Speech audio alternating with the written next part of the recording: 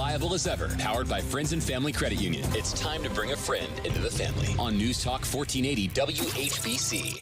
The Kenny and JT Show is brought to you by Roosters, Wings, and More. Be fun. Be casual. Ding. These guys have a lot to say, and they never stop talking. Well, gonna listen to those two clowns? I am not a happy camper. I've had enough of that malarkey. Don't wreck our show, you hoser. Live from News Talk 1480 WHBC. It's a household name. All right, Dan. It's Kenny and JT. Oh, you made a wise choice, my friend. Have a great show! 50 degrees, and we're coming to you live from the corner of 6th and Market in beautiful downtown Canton. I know what you're getting ready to do. What am I getting ready to do? You're going to be watching some exhibition baseball today, aren't you? I'm trying. I was flipping through my book of passwords and everything like that to see if I have MLB.com because you know me, I can't remember jack squat. So I don't think I have it. I've got to create an account because not too long ago we had Aiden Longwell on the show before he left for spring training with the Colorado Rockies. Well, guess what? His dad Eric tells us, hey, Hayden's going to be dressing with Team USA today. That's Aaron Judge and Bryce Harper and Kyle Schwarber and those guys. And he may get in on Team USA later in their exhibition game against the Rockies today. So I got to kind of watch this and see if he gets in today. Forget it. I want the jersey. I know. Did you see the sweet USA jersey they put in his locker? That's awesome. That's fantastic. So, yeah, I've got to try and figure this out here. So the game starts in about 10 minutes. I got to try and find it and watch it on MLB.com. So kudos to Aiden Longwell. We know big things are ahead for him at some point. He'll be playing in the big leagues, and this is got to be just an awesome experience for him today. And the Guardians with the day off today as we start the exhibition season or a couple of games today with Team USA, and there are other teams playing all over the place out in the desert and probably down in Florida as well. Yeah, absolutely. So baseball season getting closer and closer with the WBC, and before you know it, Guardians will be heading out to Seattle to open up their season, and then we'll be at the ballpark doing games. Looking forward to it, JT. That's a positive. And how about the positive that came from Rocket Arena last night? Again, no Donovan Mitchell. Cavaliers taking on the best team in the NBA record-wise, the Detroit Pistons. And, yeah, it wasn't pretty down the stretch, but 113-109, Cavs win the game last night. Not supposed to be pretty. That's supposed to be a tough game. Yeah. They're trying to be intimidating, and they're not intimidating the Cavaliers. Cavaliers with a new emphasis on toughness, with the exception of now all of a sudden, just as it would be, only in Cleveland, Jared Allen, having probably his best month as a pro, gets injured last night. Haven't heard a lot about it. Seems like he hit knees. Will be questionable probably for Sunday. I expect him to probably play. But the bigger question is going to be this. With 4 or 5 days off, again, do you, if you're not 100%, even consider playing Donovan Mitchell in the first of a back-to-back or Sunday and Monday? Yeah, that's the debate. Which one do you want him to play in, right? You don't want him to go back-to-back. You just don't. With that groin injury, and I told you, I pulled both my groins playing at BW my freshman year, and it sucks. And they don't heal overnight. That's a long period with a lot of treatment that you have to get done. And the important thing is have him ready for when the playoffs roll around. So it would be okay with me if they, don't dress him either one of the games, right? And maybe you don't dress him against Boston, see if you can still win it without him. And then if you lose, then you play him maybe Monday, right? Well, you get off till Sunday, then there are 4 games next week, including the Sunday-Monday affairs. So, I mean, I have no problem. If you want to shut him down, man. We saw what happened to a Cavaliers team in the postseason last year that wasn't in tip-top shape. Now, the problem is going to be this. How many games will it take him to get his sea legs back, Forrest? Yeah, and I don't know what that is. Every athlete is different. And so I'm sure he has a better idea, more so than maybe the doctors or the Cavs, because he knows his body better than anybody else. So, yeah, last night, oh, geez, what's wrong with Jared Allen? Why is he going to the locker room yesterday? And like you said, knee-on-knee injury. They were able to win without him. I read, who was it, Sam Amico somewhere today on social media, at Amico Hoops, hoopswire.com, one of those. And I guess Jared told some of the reporters he'll be fine. But we've heard that before. Next thing you know, guy's out for a month or whatever. Well, it's no damage done to either of the ligaments. That's the good news. I mean, if it's a bruise, fine. rub some dirt on it, get over it. But we've seen Jared Allen perform before, and he doesn't, in my opinion, have a high threshold for pain. So guess what? Sit him down too. If you have to, right? Now, ideally, you want one or the other back for Boston because I was looking at the standings today, JT, right? In the Eastern Conference, Detroit's still number 1 at 45-15. Boston's the 2 seed, 41-20. Knicks are the 3 seed, 40-22. Cavaliers at 39-24, the 4 seed. They have a 3-game lead over Toronto, okay?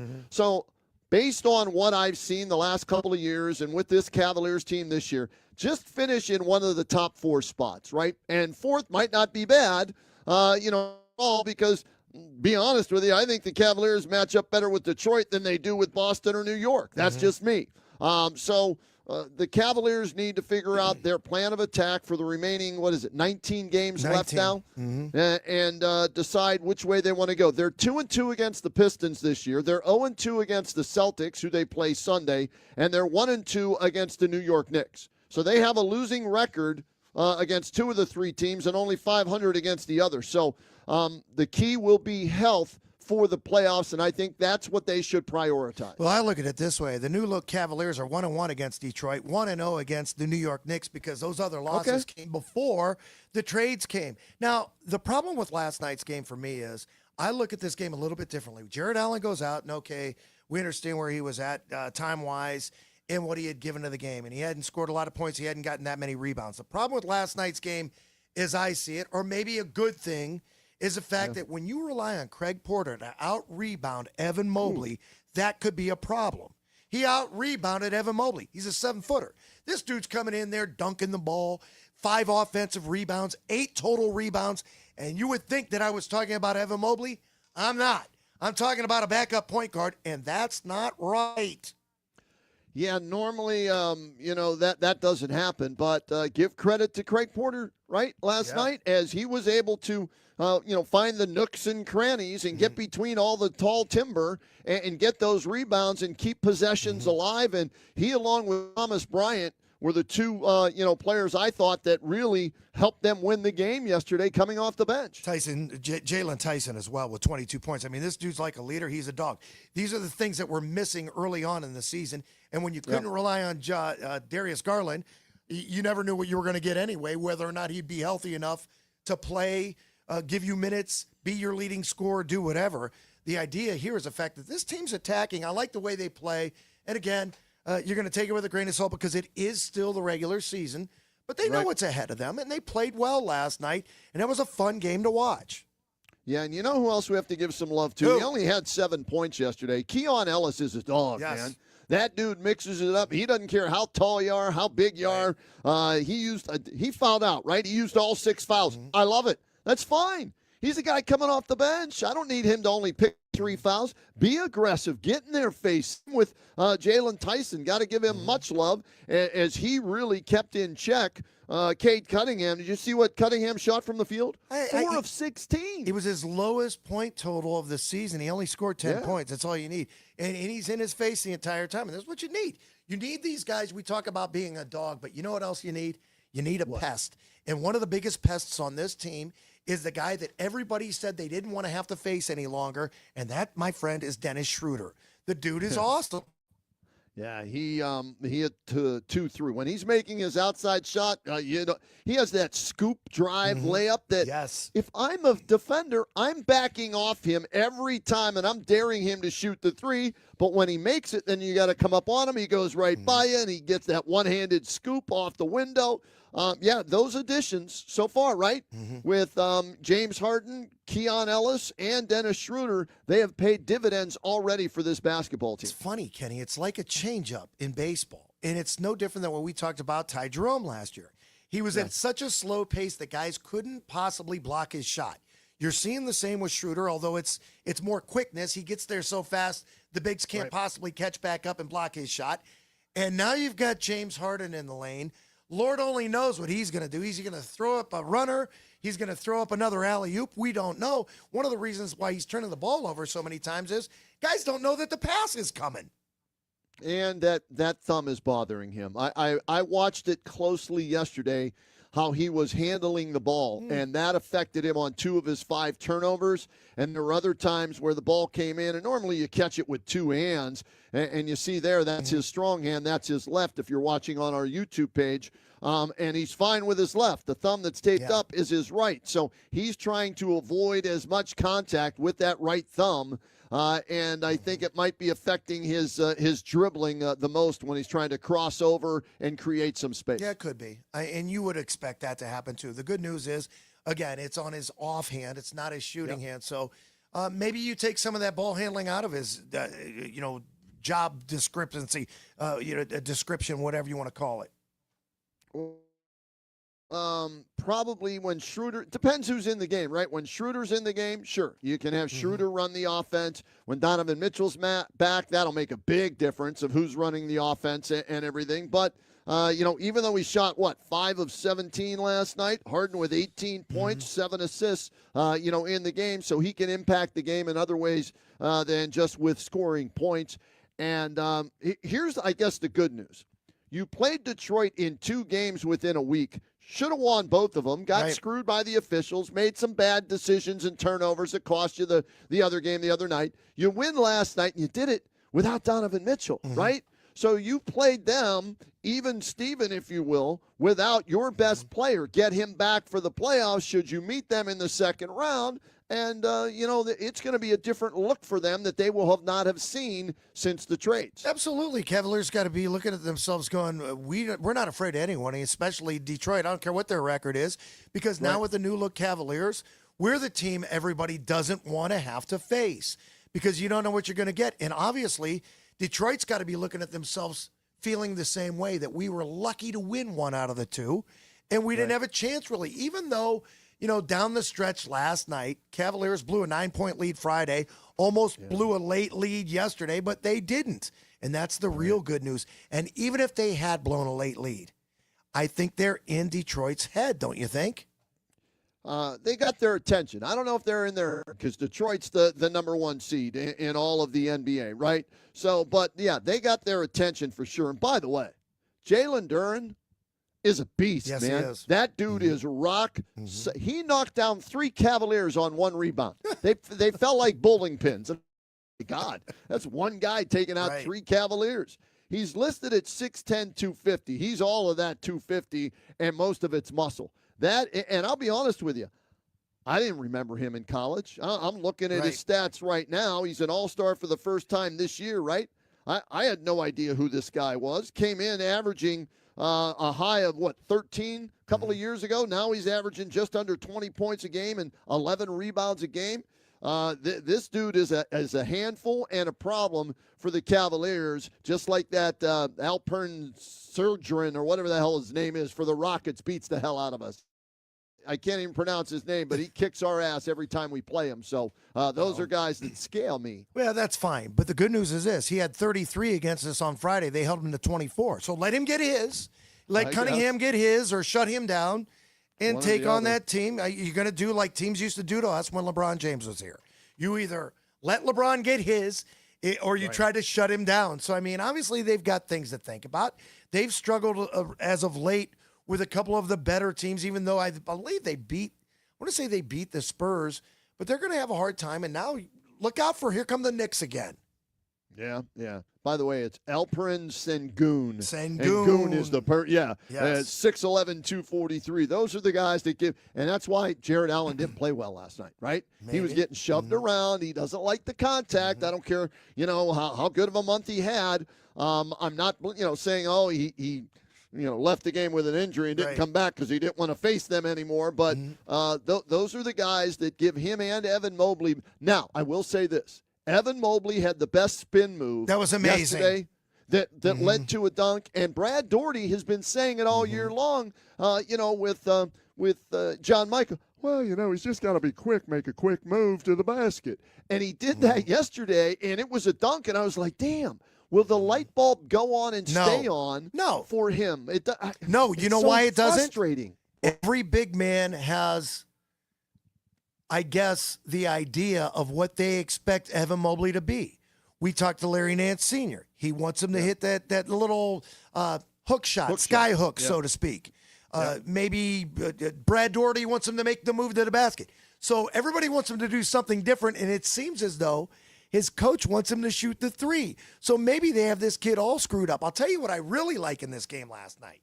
What? If what you say is true about Jared Allen, Thomas Bryant is the dog you need coming off this bench, because obviously he ain't afraid to shoot the ball, and he's making some threes, and it used to be the no, good, because you didn't want him to shoot, and when they go in, you're like, oh, that's great. Well, now he's proven that he can shoot that shot. But more importantly, he gives you that other big off the bench, and it's more than just a Tristan Thompson coming in to foul somebody. You're never going to rely on this dude, but they better start thinking about him.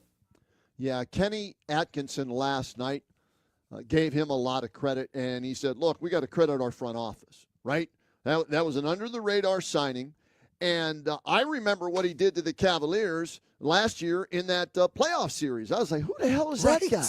And he's making a three from this corner, a three from that corner. He's fouling somebody. And you're right, he doesn't back down. He may get knocked down, which they showed last night during the broadcast where he got in a fight with Isaiah Stewart or not a fight, but an altercation, whatever you want to call it, last year. But he doesn't back down. And, yeah, here's the thing. You have him now that you didn't have last year in the playoffs. You've got Keon Ellis, who gets after it defensively. And Dennis Schroeder ain't afraid of anybody, even though he's about 6 foot tall, with shoes on. But he goes after you. So is there enough toughness? I don't know. But there's more toughness than what they had last year. No question about that. And, I don't want to get on the refs too much, especially after you win. But it sure seems as though the Cavaliers aren't getting any calls. I don't know if that's just sour grapes on my part, being the fan of me watching these games, but it seems as though every time a guy gets pushed, and it only gets tougher in the postseason, so these guys are going to have to toughen up and not complain as much. Now, you might say they're not complaining enough, and maybe if they did complain a little bit more, they'd start getting some of the calls. But then again, when you're J.B. Bickerstaff and you never shut the hell up on the bench, maybe sometimes, and eventually, and I said this yesterday, maybe we'll be the benefactor of not getting the calls Friday, and maybe we'll see some better calls last night. We didn't see them, but maybe Detroit didn't get them either. Yeah, JB hasn't changed at all. He was that way with the Cavaliers, constantly working the officials. He bitched and moaned about a couple of things, made a stupid challenge, I thought, which didn't allow him to have another challenge down the stretch. That's the thing people forget about, right? Those challenges, sometimes even though it's wrong, right, there's not enough evidence, so it doesn't behoove you to make the challenge because you use it. You can use it later. But if you take it and lose the challenge, then a call that really matters in the last 2 minutes, you're out of challenges. So you have to be smart when you use those challenges. First of all, I love the word behoove when it's used correctly in a sentence. Secondly, you have to wait on that challenge as well, even if you are right, because you only get a certain number. Even if you are right, you only get one more. So, I mean, who cares? You're going to challenge a call in the first quarter. Save that sucker to the fourth when you might need it more. Exactly. Yeah, and I need it for an out-of-bounds call. I need it for a potential foul call. Whatever it might be, I want to have one in my back pocket, okay, in the last 3 minutes of a game. Now, if it maybe costs you a foul where you could lose a player, fouled out of then you use it earlier, right? And you get two, and if you get the first in, if it's a slam dunk, you get the first one right, you still have one more to use later. So they do a good job. I think Kenny's staff does a great job in assessing questionable calls. And you know what drives me nuts is when a player is involved, in a close play, and he's going like this. He wants him to look and go. And no, let the coaches look at that, right? A lot of times the player's correct, but there are plenty of times where he's just overreacting and he doesn't realize he whacked him across the arm and he thinks he got all ball when he really didn't. So they have special coaches who handle that situation. Let them do their thing, and you go out, you play, you bust your butt, and they'll make sure they take care of you. And I think sometimes coaches do it just to please the player, as opposed to whether it's an actual good challenge or not, just to show the player, okay, I got your back, I'll challenge it even though it's wrong. But I think Kenny's one of the top coaches percentage-wise in the league this year in being correct on those coaches' challenges. So kudos to him and his staff. And, again, he was coach of the month in February, and they get a big win yesterday. Pistons in town on Sunday, and I'm looking forward to that matchup. Cavaliers now 39-24. Detroit 45-15. A 113-109 winner last night for the Cavaliers, and the good guys are on the winning side of things, looking good. And as you mentioned, you get a couple of days off. We had high school hoops last, and yes, we did. I got half of the Hall of Fame game right, and I would have gotten it entirely right had I realized that the Saints are going to probably be one of the teams that are going to be playing outside of the country. And I'll tell you another game, and it includes the Atlanta Falcons, that will be one of those games. But the one that we're worried about is Pro Football Hall of Fame game, or as I like to say, the National Football Museum's exhibition game. Okay, all right. In August. It's the first time I've ever heard you call that, but okay, I'll buy it. Well, Rich DeRozier told us last week that's the name of the museum, the National Football Museum.